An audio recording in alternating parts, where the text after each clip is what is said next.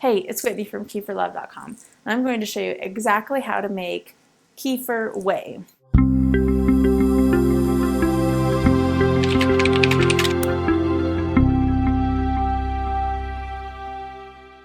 So when you make kefir or yogurt in your own home and you strain it, then you get this stuff called liquid whey. And it's actually really great for you. Most people see it as like a byproduct of the straining process, but it's actually worth keeping. So don't throw it away.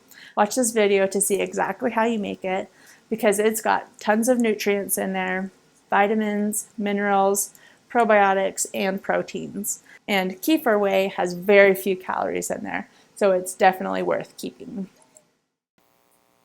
To make kefir whey, all you need is fresh kefir, a bowl, a strainer, and a cheesecloth. Pour the kefir into the cheesecloth. You can also use a coffee filter, but cheesecloth is the most effective and is fairly inexpensive. I've tried nut milk bags, but cheesecloth really is my favorite. The whey should start dripping immediately. What happens is that the milk solids stay in the bowl while the liquid whey drains out into the bowl. Sometimes the first few drops will contain drippings of kefir, but this isn't a problem. It can be separated later. If you use more layers of cheesecloth, this will prevent that from happening, but it usually takes a little bit longer. Let the kefir sit for about 2 hours. After this, it should be thick enough that it will start to peel away from the cheesecloth. You should have about a cup of whey already. I usually like to collect the whey after this first step just to know how much I have. Set aside the cheesecloth and kefir and pour your whey into a jar. You'll see the white stuff is the milk solids pouring out, but that will settle and you can separate it later. This is the thickness you should start to see. The less whey, the thicker the kefir.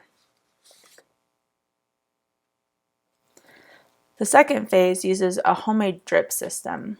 Place a spoon over the strainer. Tie opposite corners of the cheesecloth over the spoon and remove the strainer.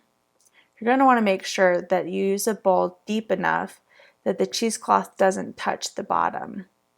The goal is to remove as much liquid as possible. You're going to put this whole thing into the fridge overnight. That way it doesn't sour if you leave it on your countertop. If you leave it out too long, it will continue to ferment and the taste will start to get really bitter. In the morning, squeeze the cheesecloth to get every last bit of liquid out. Usually squeeze and wait a few minutes and then squeeze again to get every last drop.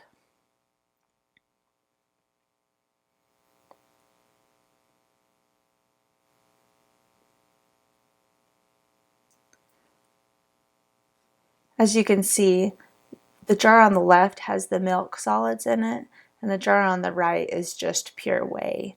So all you have to do is pour out the top of the jar, and the milk solids will stay in and it'll separate.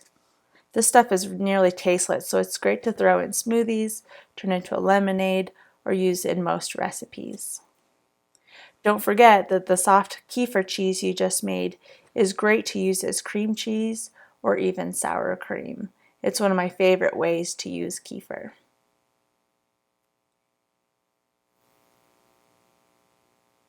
So next time you make some kefir cheese or yogurt, make sure you keep that liquid whey and use it in your kitchen.